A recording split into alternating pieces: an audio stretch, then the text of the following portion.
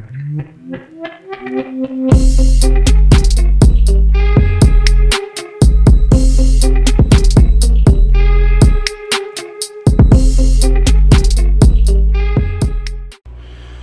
everyone. Alright, today's video is going to be on straightening warped and cupped and bent boards. So you can do this process with thin boards, and I've had some success with bigger, thicker boards as well. So these two boards were basically the same as far as the warp and the cup that they had.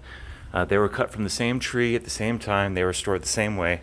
And just over the last day, I've been working on this one. That's a little wet right now because I just kind of wet it down a little bit more. And this one I have not touched yet. And so you can see, here's a good visual for you. This one's pretty straight now, and it was really warped. And here's the other one, and you can see the cupping in it. And this is just one angle. I could take the time to go through a bunch of angles and show you, but this one is obviously warped, and so was the other one. Alright, so first thing I'm doing is just putting it up where I can wet it down. You can see this is the cupped side, this is the concave side. The convex side would be the side that's rounding out, and the concave side would be the side that's rounding in, kind of creating a C. So I'm going to wet down this side because what happens is this side is tighter, drier than the other side, which pulls it in tighter, making it warp and cup. So by wetting this and then trying to relieve some of the tension, the tight tension in the fibers of the board because they're dry, the goal is to let this loosen up and flatten out some. So first thing I'll do is just wet this down. Okay, so I'm going to wet it down generously because this is a very thick piece of wood. This is 2 inches or just under. If you had a thinner board, you would probably use a finer mist and not wet it as much. But you can try, if you wet it some and do this process and it doesn't work, then you could just wet it some more further and try it again. But this is a really thick piece of wood, so I'm going to really wet it down so it can absorb and get, hopefully about halfway into this. It doesn't need to be wet all the way through, at least not on this first run, but you do want it to be wet enough that it absorbs some of this water.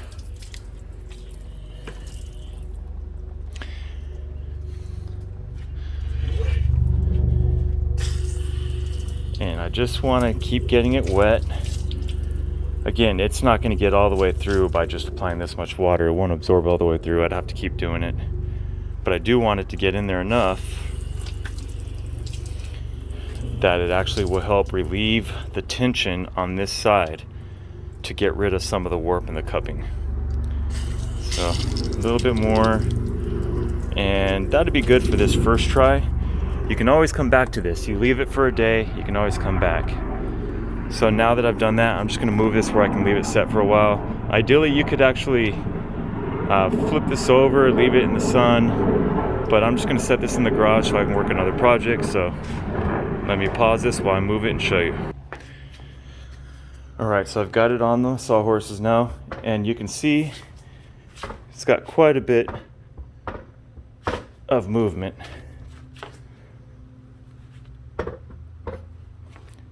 So what I want is for these to loosen up, allowing the board to lay flatter on here. Next, what I'm going to do is wet some, I've just got some shirts laying around, some shop rags, and I'm going to lay them across the top. And the idea is that air can circulate underneath this, that's why I have it elevated. And what I want is for this to loosen up and allow it to lay flatter. That way I don't have this cupping and bowing, which right now you can see it has some wiggle to it for sure. So you can see right here. See, I want to get rid of some of that cupping. We might be able to see it when we look this way. Yeah, you see how it kind of has a little bit of a C. So we want to flatten that out. And I can see that it's already kind of drying a little bit, so I'm actually going to splash a little bit more water on this and then wet these shirts and then lay it on there, and I'll show you the next step. Alright, so what I did is I placed, you can see this is the biggest bend that I have in the board right here, the most warp. So I placed my wet rags, shirts on top to keep it wet, and I put some weight on the most bent aspect here, and then on the other part across the way on the other side. Alright guys, we're at the next day. So what I did is I let this sit during the day yesterday when I started this video with the weight on it, and as it got to the end of the night, before I called it a night, I just removed the weight so the weight wasn't sitting on it overnight. Just let the board naturally sit there. And today, here's what we have. I'll give you an idea of where it's come. So if you remember before, this thing was really rocking, but now you can see there's still a little bit of a rock right here in this bad corner, but it's not nearly as bad as it was before. So you can see how much straighter it is. And if we go to this side, you can see how much straighter it is. So barely a little bit of space in there, but this board itself, let's look across the top, much straighter than before. So what I'm going to do is repeat the same process. I will wet it down, put the shirts on it, put the weight on it, let it sit throughout the day. Then I will take the weights off and let it sit overnight. And tomorrow it should be about as good as it's probably going to get, unless I really wanted to keep nitpicking at it. But definitely will be at a point where it's usable again.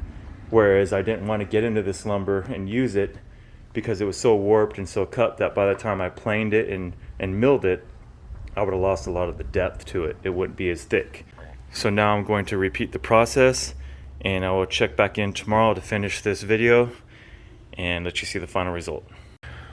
Alright guys, so here we are next day, and the board's looking good. It's looking pretty straight. You can see it's flush contact with the bottom here. And same over here. Much straighter than before. And this is a corner that was really bent quite a bit, and you can see it's basically flat now. So this board is nice and straight. I mean, it may not be perfect, but it's definitely to a point now where you can mill it and not lose a lot of lumber milling it to make it nice and flush with everything. Here's one more example. If you remember from previously how much it was lifting off when it was on a flat surface, you can see it's all nice and flush. Barely any space now, making it very easy to go ahead and mill and utilize. And again, if I wanted to make this even more, I could go ahead and do the process one more time, wet it down, and just try to straighten it out even a little bit more if I needed to. But it looks pretty good, and I'm going to go ahead and work with it like this. Hope you guys found this video helpful and informative. Thanks for watching. Please like and subscribe, and I'll see you in the next one.